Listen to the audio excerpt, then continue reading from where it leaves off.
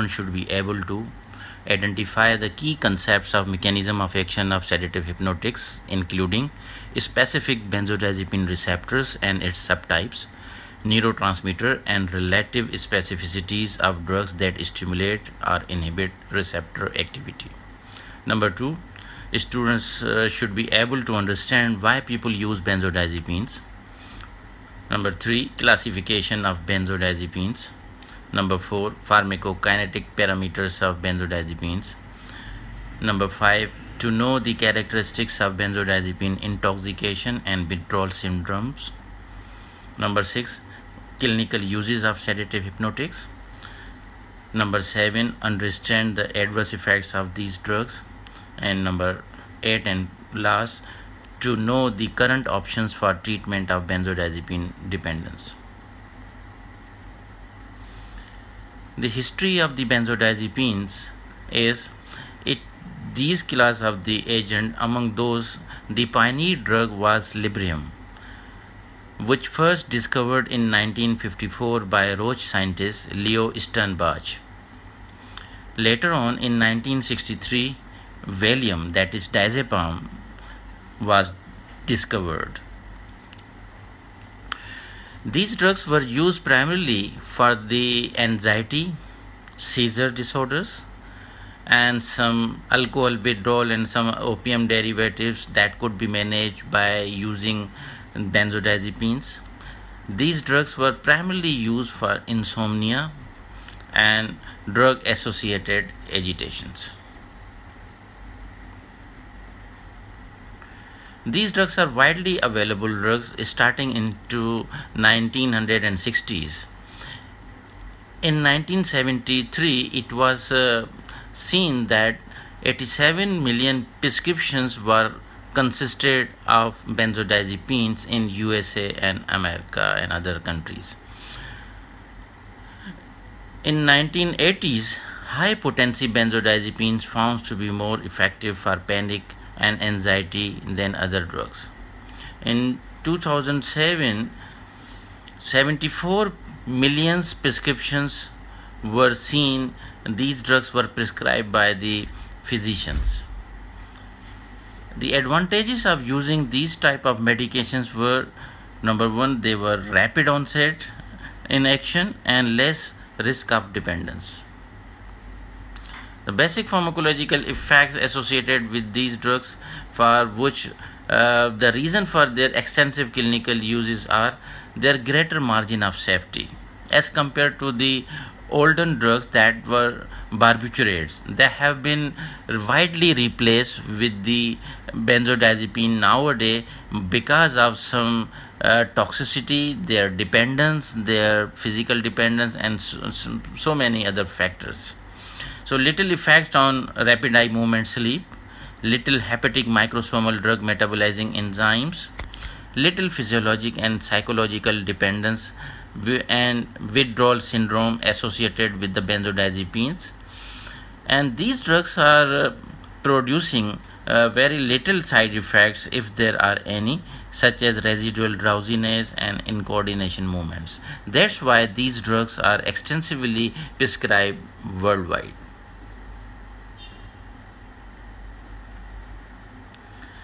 These drugs were basically act on the macromolecular structure of the CNS structure, that is GABA, and its associated receptors. Basically, GABA, as you know, it is one of the inhibitory neurotransmitters. GABA and glycine, which are typically released from local interneurons. Interneurons that release glycine are restricted to the spinal cord and brainstem, whereas interneurons releasing GABA are present throughout the CNS, including the spinal cord. It is interesting that some interneurons in the spinal cord can release both GABA and glycine. Glycine receptors are pentameric structures that are selectively permeable to chloride. Strychnine, which is potent spinal and cord stimulant and has been used in some rat poisons, selectively block glycine receptors, whereas The GABA, as you know, the location of the GABA neurotransmitter is supraspinal and spinal interneurons involved in the pre and postsynaptic inhibition. So receptor subtypes of the GABA, they have been divided into the GABA A and GABA B. So preferred agonist for that GABA is a known drug, that is Muscimol, and other one that belongs the that is said to be an agonist of the GABA B, that is baclofen. So I'm repeating, GABA A agonist is called Muscimol and GABA B is baclofen. Whereas GABA A receptors could be antagonized by drugs, that is bicoculain and picrotoxin, whereas GABA B could be blocked by 2-hydroxycyclophene. So the nature of this, as you know, GABA is inhibitory. It works through increase in the chloride ion conductance. So chloride, whenever there is an increase in the conductance of the chloride in the CNS neurons, and which is associated with the decreased calcium conductance, which causes inhibitory postsynaptic potential, and also GABA is associated with increase in potassium conductance. Whereas glutamate, is rare. Relay neurons at all levels and some interneurons. This glutamate is said to be excitatory, increase cation conductance, particularly calcium. And excitatory, it works through increased cation conductance at various sites in the CNS neurons.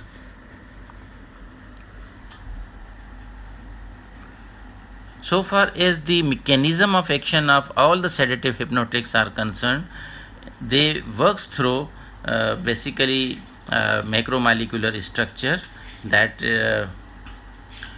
embedded into the CNS neurons through and through, and this is a model of the GABA A receptor chloride ion channel macromolecular complex. A hetero oligomeric glycoprotein, the complex consists of the 5 or more membrane spanning subunits. As you see in this diagram, multiple forms of alpha, beta and gamma subunits are arranged in different pentameric combinations so that GABA A receptor exhibit molecular heterogeneity. GABA appears to interact at two sites between alpha and beta subunits, triggering chloride ion channels opening and resulting membrane hyperpolarization. Binding of benzodiazepines and the newer hypnotics such as zolpidem occurs at a single site between alpha and gamma subunits. Facilitating the process of chloride ion channel opening, the benzodiazepine antagonists are said to be flumazenil-like drugs, also bind at this site and can reverse the hypnotic effects of zolpidem. Note that these binding sites are distinct from those of the barbiturates. Here in this diagram, you can appreciate the presence of the 2-alpha and 2-beta, which is closely related to the GABA. Once the benzodiazepine, that is a group of a drug, binds to its benzodiazepine receptors, it can facilitate the binding of the GABA, or GABA is stimulates the chloride ion channels to open, and tremendous quantities of the chloride get through and through from the chloride channels from outside to inside in the CNS neurons.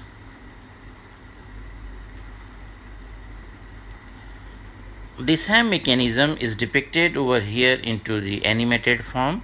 Here you can see the benzodiazepine or BDZ receptors are located on the very gamma subunit, that is alpha. It is located near to the alpha subunits, and once the benzodiazepine gets combined with its corresponding sites, it facilitates the binding of the GABA, and GABA once stimulates the opening of the chloride, then the chloride molecules they get enter inside of the cell membrane and causes the hyperpolarization state.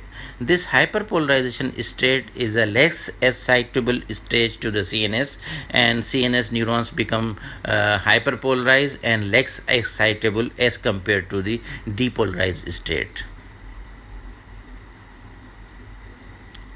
In this diagram, you can see the dose response curve for two hypothetical sedative hypnotics, and these two drugs could be hypothetical drugs. Their effects could be appreciated on this axis, that is sedation, hypnosis, anesthesia, and coma. What happens whenever you see if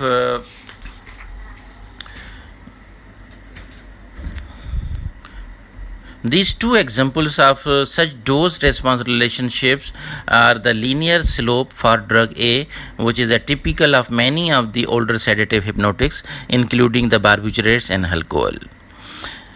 With such drugs, an increase in dose higher than that needed for hypnosis may lead to a state of general anesthesia. At still higher doses, these sedative hypnotics may depress respiratory and vasomotor center in the medulla, leading to coma and death. But deviations from a linear dose response relationship, as shown in this diagram for drug B, that require proportionately greater dosage increment to achieve CNS depression more profound than hypnosis. This appears to be the case for benzodiazepines and for certain newer hypnotics that have a similar mechanism of action. That is very important. When you see and compare drug A with drug B, you see higher doses are required in case of the drug B to produce all of the depicted events from sedation to coma. So, but in case of drug A, very fewer drug dosages are required to produce from sedation to coma. So based on this diagram, one can assume that drug B is more safer as compared to drug A, because higher doses of drug B is required to produce all the specific effects that is shown in this diagram. So based on this diagram, one can label drug A is sedative hypnotics, that is barbiturates, while drug B could be labeled as benzodiazepine, which are said to be safer as compared to barbiturates. So far as the classification of these benzodiazepines are concerned, they might be classified into shorter acting, intermediate acting, and long acting. Shorter acting are triazolam, oxazepam, alprazolam, that is very commonly used with the name of Xanax. Midazolam, but has more active metabolites. Intermediate acting drugs that include lorazepam, that is available in the market with the name of 81. Temazepam, which is available in the market with the trade name Restoril. Long acting, that is diazepam, which is available with the name of Valium, that is a pioneer drug among this class. Chlordiazepoxide, that is available with the name of Librium. Clonazepam, this is longest acting drug. Longest acting drugs are able to yield active metabolites, and they might accumulate into the tissues, and impaired clearance with age and liver might affect its duration of action. So the half-life could be increased if there is a patient having some compromised renal functions or liver functions, since drug is not effectively cleared off from the renal route or the bile route from the liver, so their duration of action are in turn the half-life of those drugs are increased. So one should be cautious regarding use of the long-acting benzodiazepine in elderly subjects. So far as their pharmacokinetics are concerned, they are rapidly absorbed in GI tract and metabolized in the liver. These are the very commonly prescribed drugs by the physicians for the variety of the disorders. These drugs are available with the name of AT1, that are available in 1 milligram and 2 milligram, that is lorazepam. The generic of this AT1 is lorazepam, whereas temazepam, that is generic name of Restoril, that is available in market, and lexotanil, and this is bromazepam, very commonly used drug for anxiety disorder, for insomnia, for variety of reasons. Whereas Xanax, that is available in various strength from 0.5 to 1 milligram and 2 milligram. Xanax is your alprazolam. Whereas the pioneer drug among this class is Valium. Valium is commonly used drug, and this drug is your diazepam, that is the generic name of this drug. Darmicum, it is an anesthetic, basically a drug, and used in some anesthetic procedures and short surgical procedure with the name of Darmicum, that is midazolam.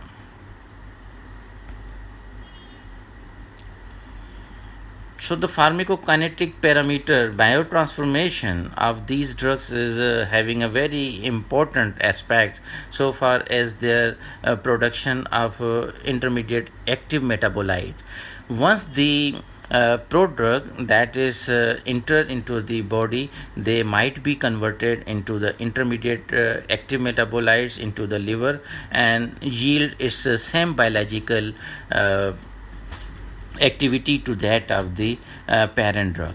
But in case of the diazepam, prazepam, and clorazepam, these three drugs, they have been converted into the des-methyl diazepam, which is active metabolite, and des-methyl diazepam is converted into oxazepam, which is again an active metabolite, which upon entering into the liver, that is they follow the conjugation process, that is a phase 2 biotransformation reaction, and from conjugation they may eliminated from the body via the renal route, and two drugs, basically alprazolam and triazolam. These two drugs gets converted into alpha hydroxy metabolite, which is a active metabolite, which goes into the conjugation process into the liver, and then it eliminates via the renal route. But lorazepam directly goes into the conjugation, that is phase 2 biotransformation reaction. This drug does not follow the phase 1 biotransformation reaction. In case of chlordiazepoxide, des-methyl diazepoxide, it is converted, chlordiazepoxide is converted into des-methyl chlordiazepoxide, which is a intermediate active metabolite, which again converted into demoxepam, and demoxepam is converted into des-methyl diazepam, and it follows the same process of its biotransformation to that of all rest of the three drugs, that is diazepam, prazepam, and clorazepam. But in case of the flurazepam, this drug gets converted into two active intermediate metabolites. One is hydroxyethyl flurazepam, and other one is des-alkyl flurazepam, which gets conjugated into the liver and finally eliminated from the body.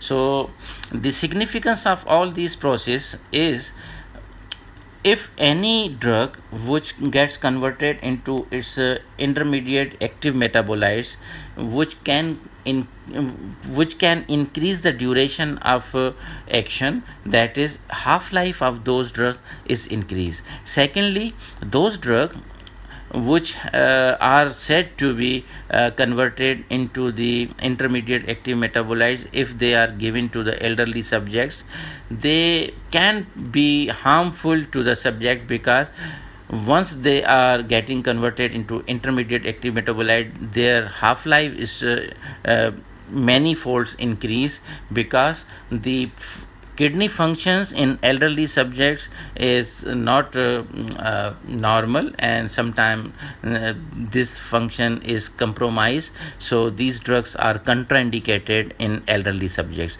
and one should very cautious regarding use of these drugs in elderly subjects. The pharmacokinetics of these drugs are also depicted in this diagram. Benzodiazepine and neurohypnotics they are shown in this table. Alprazolam has got a total maximum in hours, that is peak levels to achieve blood plasma concentration is 1 to 2 hours, whereas alprazolam has got a T half is 12 to 15 hours, including the half life of total its metabolites. So this drug is rapidly orally absorbed, whereas in case of the chlordiazepoxide, the time to peak blood levels is 2 to 4 hours, whereas T half is 15 to 40 hours. And this chlordiazepoxide, as you see in previous diagram, it produce active metabolites and having some irregular bioavailability from intramuscular injection. The third one is clorazepate, which has one of the intermediate metabolite that is known as the nordiazepam, and having its peak blood concentration that achieves into 1 to 2 hours, and T half is 50 to 100 hours. This clorazepate is said to be a prodrug and hydrolyzed to active form in stomach. While diazepam, that is your Valium, the total time in hours is 1 to 2 hours, and T half is 20 to 80 hours, which yield active metabolites and irregular or erratic bioavailability from intramuscular injection. Azopicolone is a newer hypnotics. T half is 1 hour, and T half total peak plasma is 1 hour, whereas the T half is 6 hours. So minor active metabolites is yielded by this aspizocolone. Flurazepam is newer and benzodiazepine has got 1 to 2 hours to achieve its peak blood concentration, and the T half is 40 to 100 hours. It also able to produce active metabolite with long half-life. There are some other benzodiazepine and newer hypnotics. The pharmacokinetic parameters of lorazepam 1 to 6 hours peak plasma blood levels, and T half is 10 to 20 hours, and which does not generate any active metabolite. Oxazepam 2 to 4 hours, and T half is 10 to 20 hours. Temazepam 2 to 3 hours peak blood levels and time, and 10 to 40 hours T half. Triazolam 1 hour peak blood level to achieve, and 2 to 3 hours T half. Rapid onset of action. This drug is said to be having a short duration of action. Zalipilone having a less than 1 hour to achieve peak blood plasma levels, whereas T half is 1 to 2 hours. Metabolized via aldehyde dehydrogenase. Zolpidem having a T max 1 to 3 hours, and T half is 1.5 to 3.5. It is not capable of producing any active metabolite. Clinical uses of sedative hypnotics. These drugs are widely used for the variety of the situation, especially for relief of the anxiety. And as you know, anxiety is a very common phenomena which might be occurring to anyone having some situational anxiety and some other factors. The psychological, behavioral, and physiological responses that characterize anxiety can take many forms. Typically, the psychic awareness of anxiety is accompanied by enhanced vigilance, motor tension, and autoimmune hyperactivity. Anxiety is often secondary to organic disease state. If a person having a history of acute myocardial infarction, he or she might develop some anxiety. Angina pectoris, gastrointestinal ulcers, etc., uh, which themselves require specific therapy. Another class of secondary anxiety state, situational anxiety, results from circumstances that might have to be dealt with only once or a few times. Similarly, the use of sedative hypnotics as pre-medication prior to surgery or some unpleasant medical procedure which is associated with anxiety, in this situation, it is rational and proper to use some sedative hypnotics. These drugs are used for some insomnia, some sleep disorders. These drugs basically cause a dose dependent decrease in both rapid eye movement and slow wave sleep, though to a lesser extent than the barbiturates. The newer hypnotics, zolpidem, zolpidem, as zopiclone, are less likely than of benzodiazepine to change sleep patterns. If benzodiazepines are used nightly, tolerance can occur, which may lead to dose increases by the patient to produce the desired effect.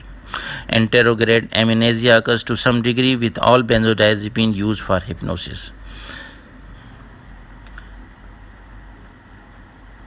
These drugs, especially diazepam and clonazepam, these are the two benzodiazepine which could be implied in the treatment of epilepsy and seizure states.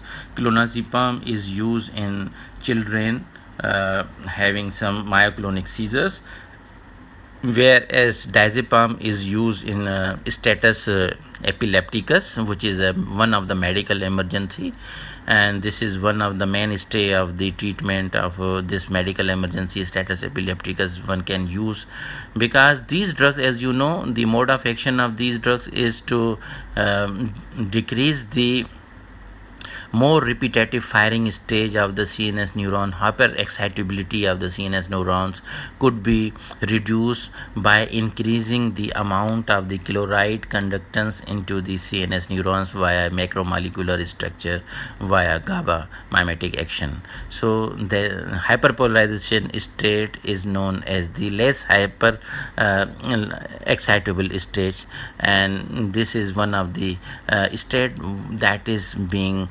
considered as a calming down effect or drowsiness.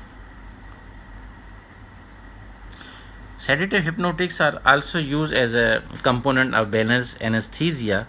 Some drugs are used as an intravenous administration, especially midazolam, and some benzodiazepines are used for control of ethanol or other sedative hypnotic withdrawal states. These drugs sometimes used for muscle relaxation in specific neuromuscular disorders. These drugs are used as a diagnostic aids for the treatment of psychotic illnesses. So far as the muscle relaxation associated with this drug, certain drugs in the sedative hypnotic class, particularly members of the carbamate, that is meprobamate and benzodiazepine group, exert inhibitory effects on polysynaptic reflexes and internucleal transmission, and at high doses may also depress transmission at the skeletal neuromuscular junction. Somewhat selective action of this type can lead to muscle relaxation, can be readily demonstrated in animals, and have led to claims of the usefulness for relaxing contracted voluntary muscles in the muscle spasms. Muscle relaxation is not a characteristic action of zolpidem, zolpidem, and azopiclone. Whereas in case of the uh, anesthesia, high doses of certain sedative hypnotics uh, depresses the CNS to the point known as stage 3 of general anesthesia. However, the suitability of a particular agent as an adjunct in anesthesia depends mainly on the physicochemical properties that determine its rapidity of onset and duration of effect. Among the barbiturates, thiopentol and methotrexate are very lipid soluble, penetrating the brain tissue rapidly following intravenous administration. A characteristic favoring their use for the induction of anesthesia. Benzodiazepines among the diazepam, lorazepam, and midazolam are used intravenously in anesthesia. These drugs are often used in combination with other agents. Not surprisingly, benzodiazepines given in large doses as adjunct to general anesthetics may contribute to a persistent post anesthetic respiratory depression. This is one of the limiting factors for the use of these benzodiazepine, which should be keep in mind. This is probably related to their relatively long half-lives and the formation of active metabolites. However, such depressant action of the benzodiazepine are usually reversible with flumezanil. We will discuss this flumezanil later on.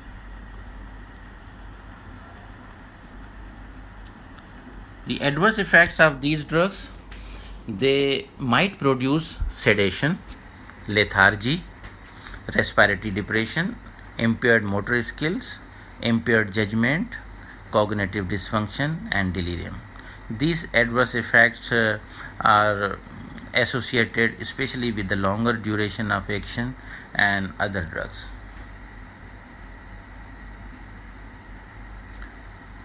These drugs are associated with short-term memory impairment, anterograde amnesia, ataxia, hypotonia, depressed mood, exacerbations of the COPD, chronic obstructive pulmonary disease, sleep apnea. Patients often do not recognize their own impairment even.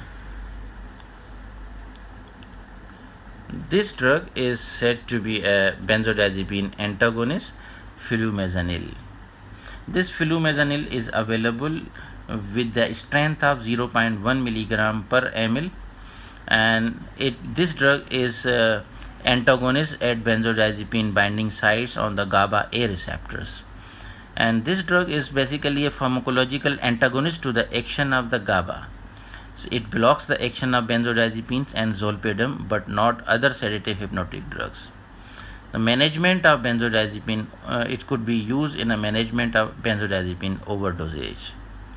It is given IV, having a short half-life. Toxicity is agitation, confusion, possible withdrawal symptoms in benzodiazepine dependence. Withdrawal syndrome is a condition in which there is a marked decrease or cessation of benzodiazepines after several weeks of regular use and two or more benzodiazepines when used. This withdrawal syndrome can occur if there is a suddenly stoppage of these drugs for their use. So the condition is defined whenever the patient is exhibiting autonomic hyperactivity, increased hand tremor, insomnia is produced in withdrawal syndrome, nausea and vomiting, sometimes patient is complaining, hallucinations, psychomotor agitation, anxiety, and sometimes patient may produce tonic-clonic seizures. Treatment of withdrawal. How do I get a patient off benzos yet minimize withdrawal and relapse? So, what would be the treatment options? Withdrawing benzodiazepines, it is not a very easy job basically, and patients are advised to do not stop benzodiazepine abruptly due to a severe risk of withdrawal seizures. But if a person has withdraw the benzodiazepine abruptly and patient produce some of the uh, symptoms that were just discussed above. So when patient having some positive symptoms of withdrawal, then the strategy one is to taper over weeks to months. So this is one of the strategy. Then do not immediately stop the benzodiazepine. If you have intention to stop the benzodiazepine use, then the dose of the benzodiazepine should be tapered off over a weeks 2 months. So the strategy one is taper 10% of the starting dose every 1 to 2 weeks, and then decrease taper amount and lengthen the interval for final 25 to 35% of the taper. The reference for that is Principles of Addiction Medicine, 4th edition. While the strategy 2, patients should be advised don't stop benzodiazepine abruptly due to risk of withdrawal seizures. So strategy 2 is substitute and taper. Number 1, stabilize on phenobarbital. Patient should be switch over to the phenobarbital, that is one of the sedative hypnotic class of the drug, and using medical history and symptoms. Number 2, dose should be given in a divided doses into TID dose. Taper 30 milligram per day or slower of the initial drug, that is benzodiazepine, and patient should be switch over for alprazolam, that could be matched with the 0.1 to 1 milligram of phenobarbital.